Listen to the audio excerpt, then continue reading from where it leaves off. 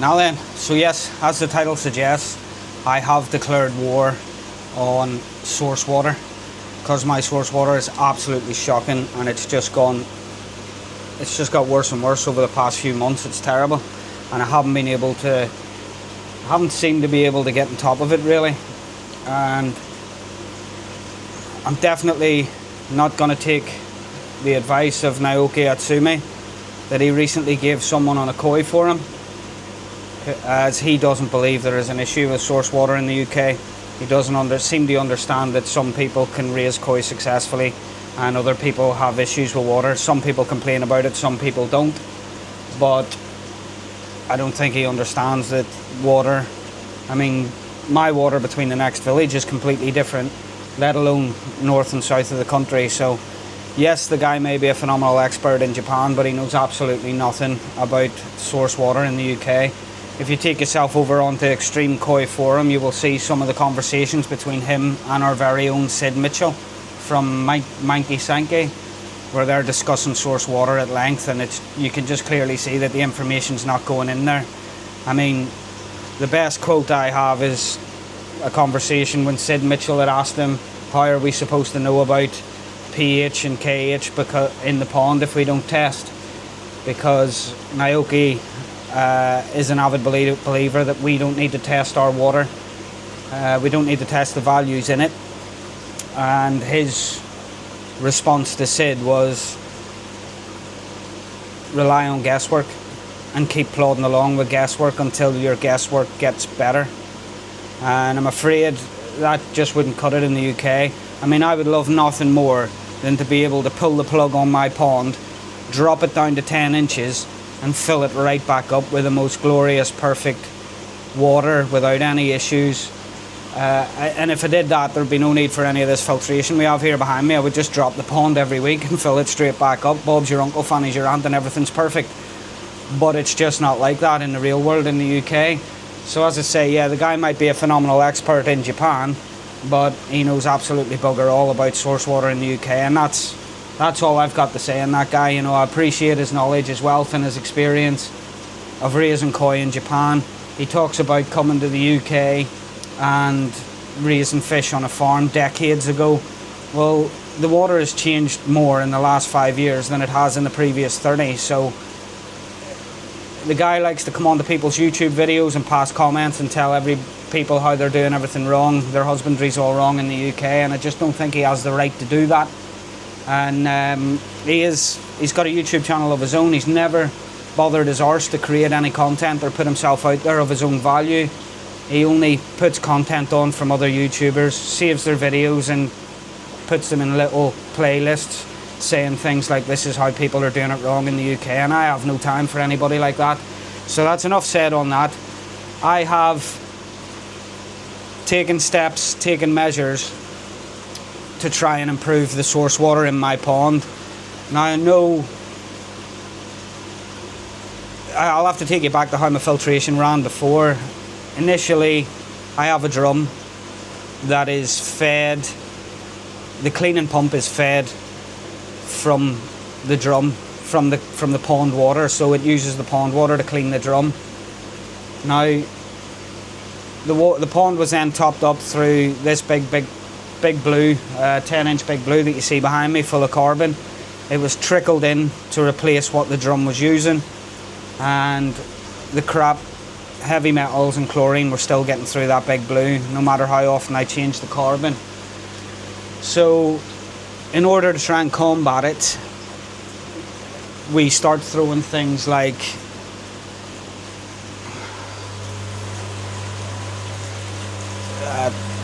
Pond Detox, Envirex, Detox Formula, turbocharged, supercharged pond cleaning, whatever, this, that and the other,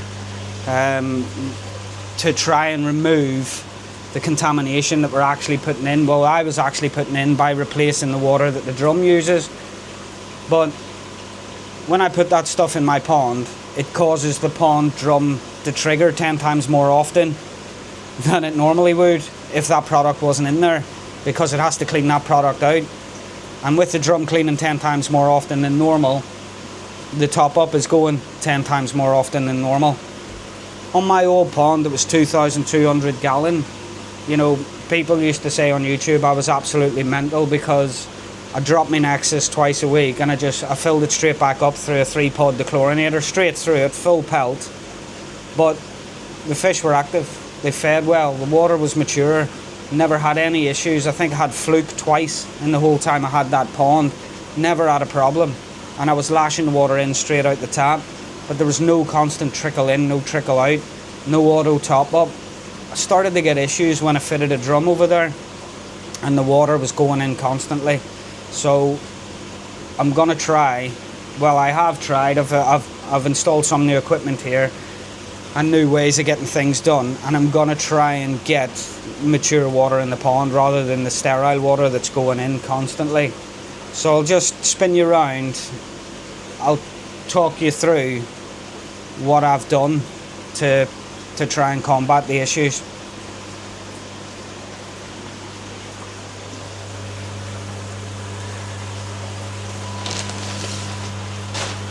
So the source water comes in at tap.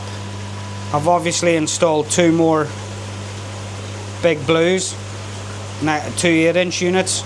So we've got activated carbon, GAC, bone char, goes through the usual pre-filter, and that then feeds along the line here into a water tank. Now I'm just waiting on a float valve. I'm currently filling this up manually with a trickle as and when it needs it, but I've got a float valve coming that's going to be fitted in the side here, and then that'll be attached to it. The tap down here will be released at a trickle flow, so that when the water level drops in this header tank, it'll trickle in slowly and top up through the 3 big blues that I have. That's then feeding me wash pump out the back, so the drum is now cleaning on fresh water rather than pond water, so I don't have the same volume of pond water going down the drain every time the drum cleans. And that's no, I mean, I'm going to go back to using Koi Master's Advantage only.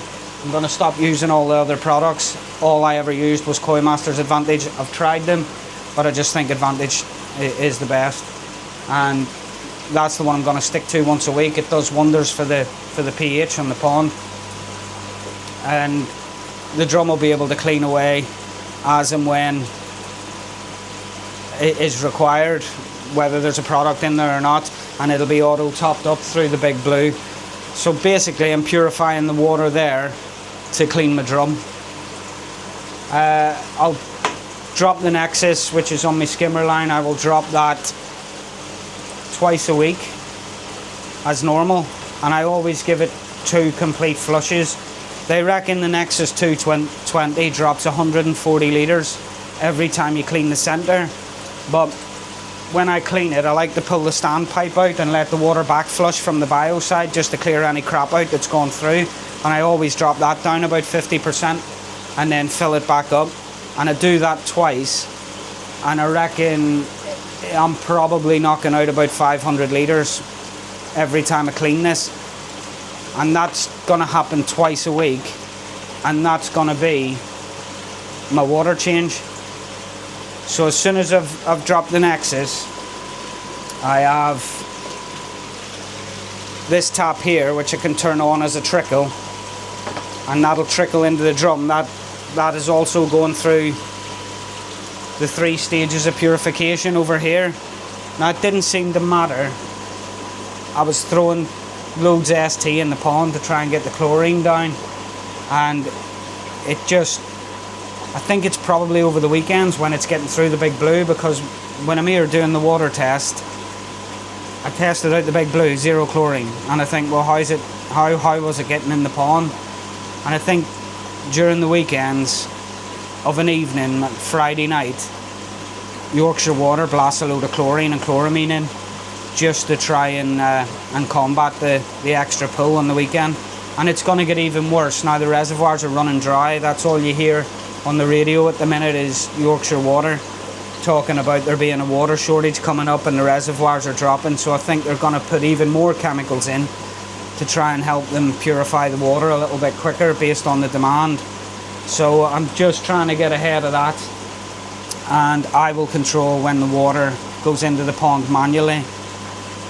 If I find after a couple of weeks of testing this that I'm still getting traces of chlorine in the pond from trickling the water back in after I clean the nexus, what I plan to do is fit a 500 litre water tank in here, and when I drop the nexus, the water tank will be filled up like the drum has a header tank.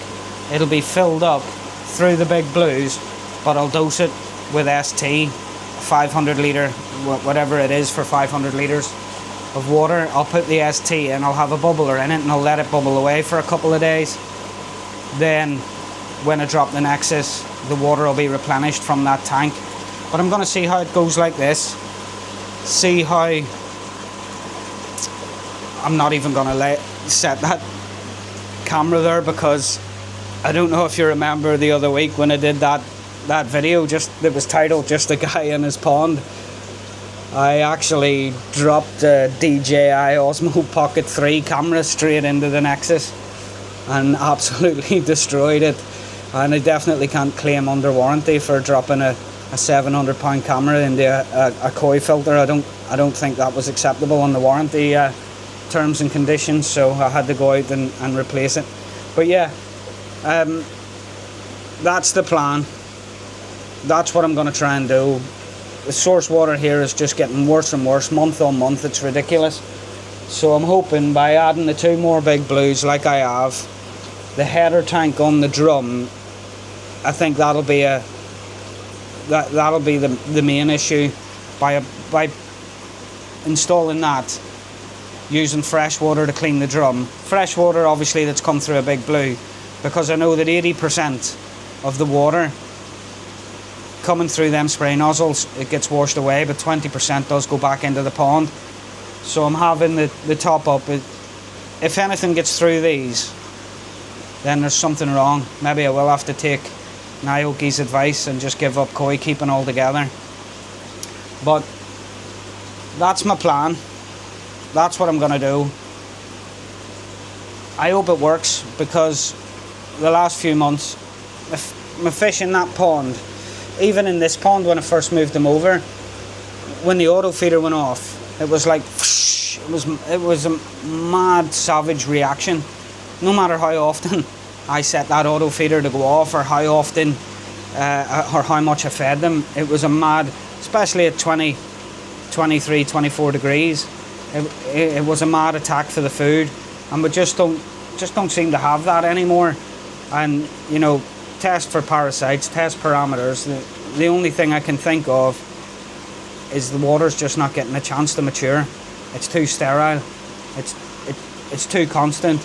And before I made all these changes, I run a test, and I shut my auto top up off, and I left the drum overnight to just clean away as it normally would, and my pond had dropped nearly 2 inches the next morning. Now I know, because there wasn't a top up going in, that the pond would have cleaned more often, because the water level was naturally dropping, and that triggers a clean more often on the drum. But that being said, you know, even if it drops an inch, that's a day, and it's a 4,800 gallon pond.